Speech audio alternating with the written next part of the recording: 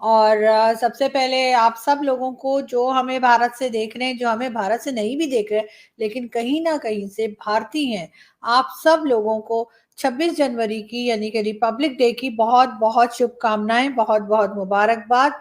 और हम दुआ करते हैं यहाँ पाकिस्तान से बैठकर कि आप लोग इसी तरीके से आपकी इकोनॉमी हो, चाहे फॉरेन पॉलिसी हो, चाहे एजुकेशन सिस्टम हो, आप लोग तरक्की करते रहें और प्रोग्रेस करते रहें और हमें भी ऊपर वाला ये तौफीक दे कि हम भारत हो उससे या चाहे बांग्लादेश हो उससे बहुत कुछ हम सीख सकें और हम भी अपनी कंट्री को थोड़ा आगे की तरफ ले जा सकें, थोड़ी प्रोग्रेस पाकिस्तान में भी आए।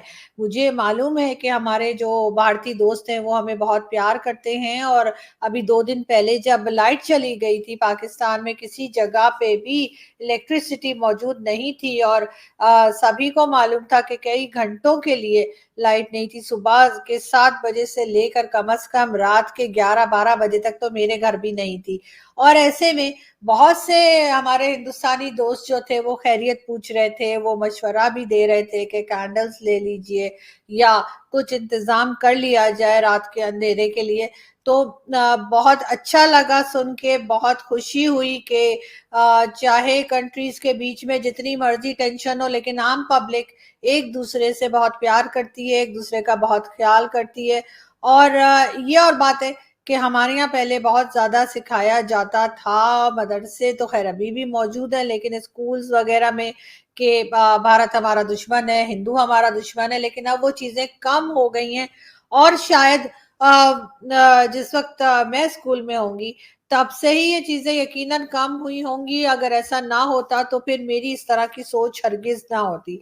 लेकिन अब तो ख़ैर वैसे भी सब लोग जानते ही हैं कि इंटरनेट का ज़माना है, बच्चे मोबाइल चला रहे हैं, छोटे से छोटा बच्चा भी जो है, वो इसकी एक अपनी दुनिया है जिसमें वो इंटरनेट वग़ैरह के ज़रिए बहुत कुछ जान जाता है और अब उसको उल्टी-सीधी बातें सिखाना इतना आसान नहीं है। तो यकीनन लोग इससे जो है वो आगे की तरफ बढ़ेंगे, कुछ बेहतरी आएगी। और हम चलते हैं न्यूज़ की तरफ। और जी सबसे पहले हम जाएँगे, आप सब जानते ही हैं कि आईएमएफ को हमने ओके कर दिया है। आईएमएफ को कह दिया गया है कि जी बिल्कुल हम आपकी सारी शर्तें मानेंगे, इसलिए थोड़े पैसे कढो। तो अब ये होगा जी कि पैसे हमें मिल जाएँगे यानी कि डॉलर्स हमें मिल जाएँगे आईएमएफ की तरफ से। लेकिन इसके बाद शहबाज शरीफ साहब का कहना ये है, पाकिस्तान को बचाने के लिए मैं अपनी जान दे दूँगा। जी शहबाज शरीफ साहब, आप पाकिस्तान को बचाने के लिए अपनी जान बिल्कुल मत दीजिए। हाँ, वो जो आपने अपनी जान से लगा के रखे हैं ना पैसे अपने, जो आप लोगों ने बहुत कमाइयाँ की हैं पिछले बार जब आपकी गवर्नमेंट्स रही हैं 30 साल, और बहुत से सर आप जानते ही हैं इधर के, उधर के, उधर के, किधर-किधर के जो आपने बिज़नेसेस किए हैं और पैसे बनाए, वो पैसा आप पाकिस्तान को दे दीजिए। तो शायद पाकिस्तान का कुछ भला हो जाए, आपकी जान हम लेके क्या करेंगे? साथ-साथ जी शहबाज शरीफ साहब का ये भी कहना है, पाकिस्तान को बचाने के लिए मैं अपनी जान दे दूंगा और सारी सियासी कमाई पाकिस्तान की रियासत को बचाने में कुर्बान कर दूंगा। यानी कि ये सर हवा हवाई हुई जी हाँ, ये हवा हवाई बातें आप ना करें। इसके बजाय सर आप ऐसा करें कि ये पैसे आप जरा दे दीजिए और साथ साथ नवाज शरीफ साहब से भी कहिए, जरदारी साहब से भी कहिए, आसिम सलीम बाजवा से भी कहिए और वड्डे वाले बाजवा साहब से भी कहिए और इमरान खान से भी, आप सब लोग मिलकर और फौज के जो हाई ग्रेड के जनरल्स हमारे हैं ये सब मिलकर अगर अपनी अपनी कमाई निकालें और पाकिस्तान को दे दें, तो सर हमें ना तो आईएमएफ के सामने जाने की गिड़गिड़ाने की जरूरत है और ना ही किसी और कंट्री के सामने जाके हाथ जोड़ने की जरूरत महसूस होगी। और आपका भी भला होगा, हो सकता है आपको अल्लाह ऊपर वाला और ज्यादा आपको दे और आपके ऊपर भी बरकत रहे। लेकिन सबसे पहले कंट्री का सोचिए और अपने अपने पैसे थोड़े ढीले कीजिए। साथ साथ जी हम आपको ये भी बता दें, ये भी शहबाज शरीफ साहब हैं और वो यूएई के प्रेसिडेंट से मिल रहे हैं, मोहम्मद बिन जैद अल नाह्यान। जी हाँ, ये मोहम्मद बिन जैद अल नाह्यान साहब जो हैं वो रहीम यार खान आए हुए हैं आजकल, और उनका सुना है कि वहाँ पे काफी रिश्तेदारियां भी हैं, उनकी फैमिली की कई लड़कियां हैं जिनकी वहाँ पे शादियां हुई हैं और एक तरह से उनका ससुराल भी है वहाँ। रहीम यार खान का एयरपोर्ट भी यूएई ने ही बनाकर दिया है और अब यकीनन शहबाज शरीफ साहब जो आजकल हमारे प्राइम मिनिस्टर हैं वो उनको वेलकम कर रहे हैं रहीम यार खान में, और साथ साथ उनको कान में कह दिया होगा $1 बिलियन प्लीज। तो जी हाँ, तो $1 बिलियन प्लीज से कम तो बात हम करते नहीं है, यानी जब भी मांगो खूब लंबे चौड़े पैसे मांगो, यानी कि बोरी मांगो तो थैला तो मिल ही जाएगा। तो अब देखते हैं कि वैसे बहुत अच्छे टर्म्स रहे हैं यूएई के साथ पाकिस्तान के, तो अब वो आ तो गए हैं पाकिस्तान रहीम यार खान, लेकिन जाते जाते क्या वो शहबाज शरीफ साहब ने जो रिक्वेस्ट की है उनसे डॉलर्स की, क्या वो पूरी करेंगे या नहीं, ये तो आने वाला वक्त ही बताएगा। लेकिन हो सकता है कुछ बेहतरी ही हो जाए, क्योंकि बहुत सारी कंट्रीज के साथ साथ वो आईएमएफ के साथ बहुत सी कंट्रीज ने ये शर्त लगा दी थी कि पहले आईएमएफ से आप लोग पैसे ले लीजिए, आईएमएफ से लोन ले लीजिए, फिर हम भी दे देंगे। उसमें बहुत सारी गल्फ कंट्रीज भी शामिल थी और उसमें वर्ल्ड बैंक भी शामिल है और दूसरी कई कंट्रीज यानी कि यूरोपियन कंट्रीज भी शामिल है जिनसे पाकिस्तान पैसे लेने की कोशिश कर रहा है। बहरहाल हम यहाँ से देखते हैं एक वीडियो और फिर आपसे बात करते हैं। अपने दौर में भी आपके दौर में भी पर्चे काटे गए और जो जेल में आपसे मुझसे यही धोखा थी। अब आ गए हैं आप, तो आपके चेहरा तो आगे भी खराब हुए एक बड़े इदारे से, यहाँ से भी होंगे जी। सवाल सर हाँ, सवाल का जवाब जी जी। आप पर्सनल ना हो अगर बड़ी नहीं, मैं पर्सनल हूँ आपके साथ, मुझे आपकी सोच का पता है। आपसे ये बता दें कि आपने ये कहा कि राणा सनाउल्लाह छोटा सवाल। है, राणा सनाउल्लाह कातिल है। मैंने तो उसका नाम नहीं लिया। आप नहीं, आप इमरान खान साहब भी कहते हैं। मैं अब नाम लेता हूँ। राणा सनाउल्लाह चोर है, डाकू है, बदमाश है, बेईमान है। और जो तुम्हारा चैनल, तुम जैसा चैनल उसको शक्ल दिखाए लोग।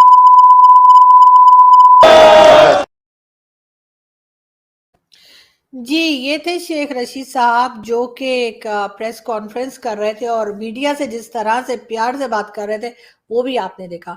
अब सवाल ये है कि जहां पे वो टू करके हुआ वहां भला क्या बात की होगी शेख साहब ने कि टीवी वाले भी दिखाने से बेचारे रह गए। लेकिन बहरहाल ये हमारे पॉलिटिशियंस हैं और ये हमें जो है भाषण देते हैं कि जी ये मुल्क को बचाएंगे और ये मुल्क को चलाएंगे और ये मुल्क के कर्ता धर्ता हैं। और आप देख सकते हैं कि इनकी हालत क्या हो जाती है जब इनके सामने कोई ऐसा मीडिया आ जाए जो इनकी हिसाब से बात ना कर रहा हो बल्कि इनसे थोड़े से इधर उधर के सवाल कर ले, तो फिर कितना सख्त गुस्सा आता है। बहरहाल हम देखते हैं इमरान खान साहब को। मेरे नबी सल्लल्लाहु अलैहि वसल्लम ने कह दिया था 1500 साल पहले कि ताकतवर अगर चोरी करे तो आप उसको एनआरओ दे दें और बेचारे गरीब लोग जेलों में जाएं और फिर समझें कि अल्लाह हमारी दुआएं कबूल करेगा।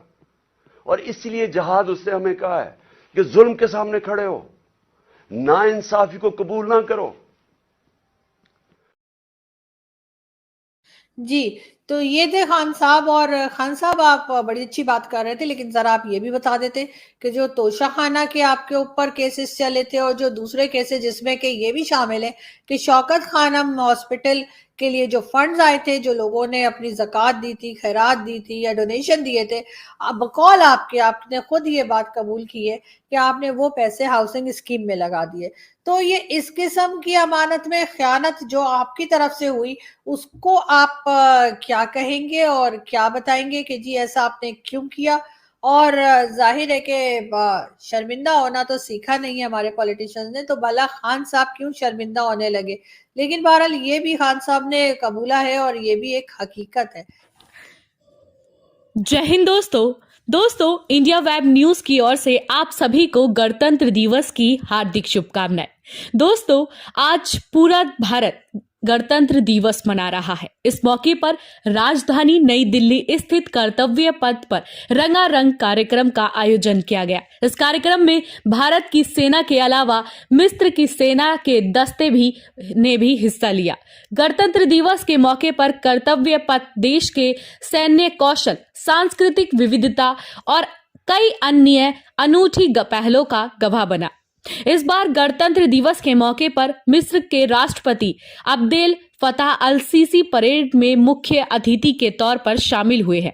ऐसा पहली बार हुआ है कि मिस्र के किसी नेता को भारत के गणतंत्र दिवस पर आमंत्रित किया गया है। अल-सीसी 4 दिवसीय भारत दौरे पर है। इससे पहले गुरुवार सुबह प्रधानमंत्री नरेंद्र मोदी ने ट्वीट कर देशवासियों को गणतंत्र दिवस की शुभकामनाएं भी दी थी। पीएम नरेंद्र मोदी ने ट्वीट कर कहा था, गणतंत्र दिवस की ढेर सारी शुभकामनाएं। इस बार का ये अवसर इसलिए भी विशेष है क्योंकि इसे हम आजादी के अमृत महोत्सव के दौरान मना रहे हैं। देश के महान स्वतंत्रता सेनानियों के सपनों को साकार करने के लिए हम एकजुट होकर आगे बढ़े, यही कामना है। दोस्तों, तो वहीं पाकिस्तान को अंतर्राष्ट्रीय मुद्रा कोष यानी IMF ने बड़ा झटका दे दिया है। संस्था ने देश का दौरा करने से इनकार कर दिया है और आगे की मदद के लिए नई शर्तें लागू की है। अपनी सिफारिशों के हिस्से के रूप में IMF ने पाकिस्तान से नए कर लगाने और 200 मिलियन के मिनी बजट पारित करने के लिए कहा है। ये कदम होगा जो मुद्रास्फीति की दर बढ़ा देगा। इससे आम आदमी पर अधिक बोझ पड़ेगा। पाकिस्तानियों में मुद्रास्फीति वर्तमान समय में 25% के अंक पर है। इससे देश में राजनीतिक अस्थिरता को बढ़ावा मिलेगा। तो दोस्तों, पाकिस्तान ने इसको लेकर मंजूरी भी कर दी है, यानी IMF के जो शर्तें हैं उसमें हामी भर दी है। तो दोस्तों, इस रिपोर्ट में फिलहाल इतना ही। आप हमारे साथ देखते रहिए इंडिया वेब न्यूज।